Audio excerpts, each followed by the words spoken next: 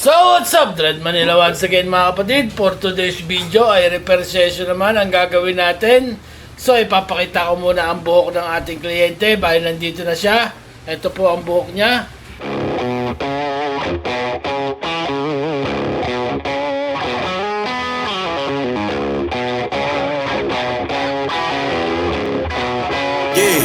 Yeah, came through flexing cause they know I got the sauce. Got the presents on me, I can't ever take it off. That's why I came country boy stepping. Yeah, I'm country boy stepping. Country boy stepping, yeah, I'm country boy stepping. Yeah, they can't get like me. Rockin' boots and white tee. Designer on my cuff, ring something like a... Ilang buwan na yung buhok mo, sir? Ilang buwan na walang repair? Ha? 10 months. 10 months. 26. Dating pulid to, no? Binawasan mo yung ano, yung gilid. Yung dating pulid to dahil hindi niya raw maitali ng buo. Binawasan niya yung gilid tsaka yung likod ng konti. Mga 10 piraso daw yung binawas niya. So yun, kita-kits tayo mamaya ulit. Boom!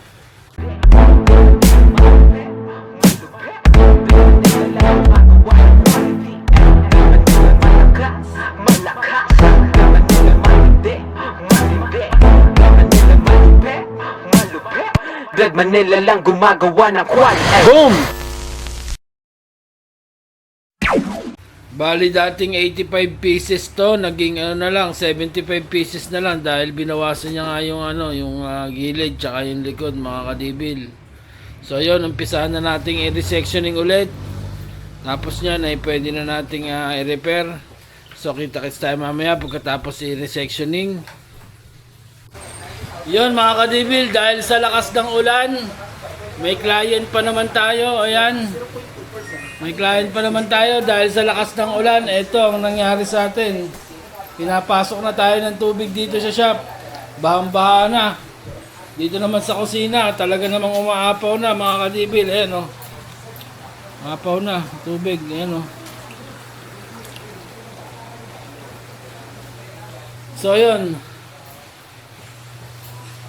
minalas tayo mga kadibil, talaga nakakaya sa kliyente. Ngayon pa tayo binaha. Pero ganun talaga, wala tayong magagawa. Nature to eh. So, kita-kits na lang tayo kung ano mangyayari mamaya. Meanwhile, So yun, update tayo sa nangyayari dito sa shop. Putang ina, parang resort na mga kadibil. Tingnan nyo naman. Ayan, ang tubig.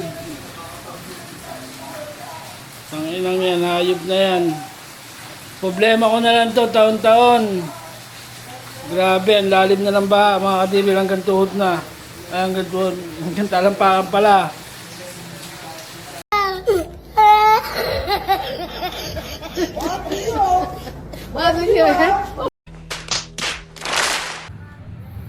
So, ito na mga kadibil ang update natin. Tingnan nyo at sinesectioning niya ni BJ. Habang sinesectioning niya ni BJ, tingnan nyo ang baha dito. Putang ina, grabe na. Ayan o.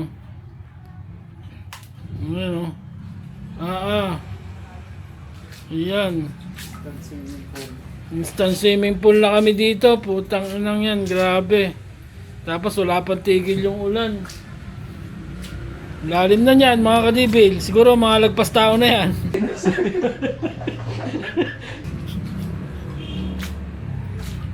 Labot na rin dito sa second floor. Second floor to eh. Ay mga gamit namin nakaangat na mga gamit ni BJ. Pero siyempre tuloy pa rin ang ating gawaan. Tingnan nyo naman, tuloy pa rin si BJ sa pagsi-sectioning. Ayan. Walang makakapigil sa atin dito sa Dread Manila Shop Salon na gumawa mga kadibil. Kahit maglalaway na si Sir Pauwi. Lalangoy na nga lang si Sir Pauwi. Saan ka pa, sir? Malabon. Lalo na sa Malabon, sir. Bahang-baha doon. Baka lagpas tao ng ano doon. Lumabaha ba rin sa inyo? Hindi ka na makakauwi niyan, sir. Dito ka na matutulog. Lagpas tao na raw yung baha sa inyo eh. Parang hindi ka nalilibago, Sir, ha? Sanay na ba, sir? Napakapangit ng ugali mo. So So ayun mga kadibil, update tayo, no? Bali, nag-uumpisa na mag-repair si BJ, tapos ng kanyang pagre-resectioning, at update din tayo sa baha. Ito, ang baha. Medyo bumaba na rin yung baha dito. Ayan. Medyo bumaba na dahil tumigil na yung ulan. Tangin ng ulan to, ayaw tumigil ang putang ina. Pag umulan pa na ito mamayang gabi, baha na naman tayo. Yan. Medyo tumigil na ng konti yung ulan. Ayan. Pero pag umulan pa na ito mamayang gabi, wala nang ponduhan yung tubig. Talagang babain na naman tayo na ito.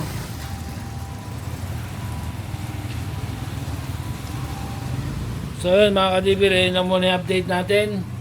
So, hanggang sa muli, mamaya ulit. Boom! Dahil nandito na rin naman si Sir, interviewin na natin. Sir, mga ilang beses mo binabasa yung dreadlocks mo sa isang linggo?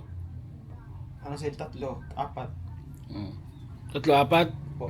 Every other day ang ligo eh. Ayos. Every other day ang ligo ng dreadlocks ha, nililiguan ng dreadlocks. Makakala nyo, hindi. Every other day nga lang, para kailangan kasi tuyo muna sir na bago natin basahin ulit, no? Para hindi bumaho. Yun. Ganun po ang pag-aalaga. Sa mga nagtatanong kung binabasa ba ang dreadlocks, tao pa rin po tayo. Kailangan pa rin nating maligo. Mas malinis pa yung arit nila. Hindi sa kabili. Linis ng anit ni sir, mga kadibil. Ayan, no? Kulang ba na kubak? So yung konting-konti na lang, mga ilang piraso na lang yan, Jay. Pagpas ka natin na sa Lagpas kalahati. Ilang strands yan? 75. 75 strands, lagpas kalahati. Ano oras tayo nag-umpisa? Magwawa natas. Alauna, alas 7 na. Alas 7 na. 6 hours mo nang ginagawa yan. Bumaha, sorry. Ha? Bumaha. Oo, bumaha kasi. Putangin ng baha yan eh. Pero okay na naman, medyo tuyo na mga kadibin. Yan. Medyo tuyo na yung ano natin. Yung ating shop. Bali bukas na kami maglilinis ni BJ. Yung bukas na kami maglilinis ni BJ kasi baka bumaha pa mamayang gabi. O kaya bukas dahil ang balita ay medyo mas malakas daw ang ulan bukas. So bukas na kami maglilinis para sigurado tayo. Boom! So, bye yun na nga mga kadibid. Bali dumating na tayo sa pagtatapos ng ating gawa. So, ipapakita ko na sa inyo ang final result. Ito at medyo inaayos-ayos na lang ni BJ ng konti. Tapos niyan ay may papakita na namin sa inyo ang resulta ng gawa natin ngayong araw na ito.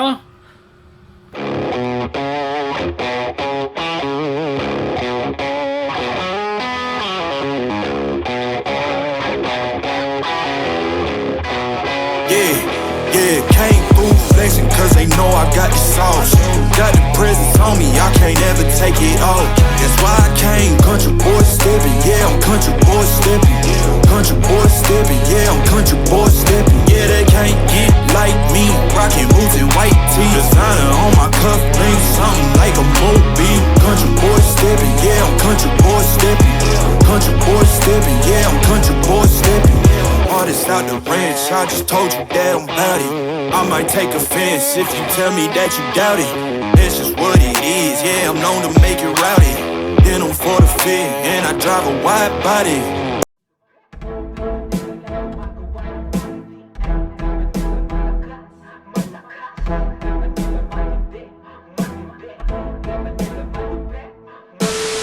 Drag Manila lang gumagawa ng quality.